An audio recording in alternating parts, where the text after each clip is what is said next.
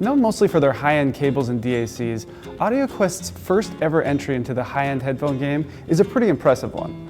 They're called the Nighthawk, and they have a ton of innovations, a distinct style and sound that make them different than just about anything we've seen in the genre. The Nighthawk are different from the headband down. As you can see, they use this braided cable here. It's firm and secure, but it's got give too, so it's very comfortable. And then they have this suspended pad here that makes the headphones feel almost like they were tailored for your head. Now the ear cups may look like lacquered wood, but they're actually something called liquid wood, which uses organic materials and other composites that are then heated up and mold injected into the shape of an ear. It's very ergonomic, and it also looks pretty cool too. They're also supposed to be superior in sound for acoustic properties.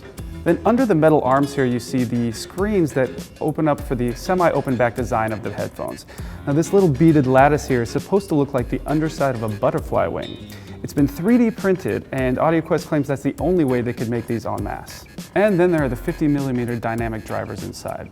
They're bigger than we usually see in audiophile headphones, which probably helps them produce more bass. But interestingly enough, they don't use mylar for the diaphragm. Instead, they use biocellulose, which is supposed to be more rigid and therefore have less distortion than mylar. And then we get to what I mentioned earlier, which is the tailored fit. It's one of my favorite parts about the Nighthawk. You just grab them, let them go, and they stay secure. They're not too tight. The cushions are very soft. And yes, they look a little strange, but when you're listening to music at your house, who cares? And this being Audioquest, we of course have to talk about the cables. It comes with two, but this is the heavy duty one. It's about 8 feet long, extremely thick and braided, and it's got silver terminations at both ends.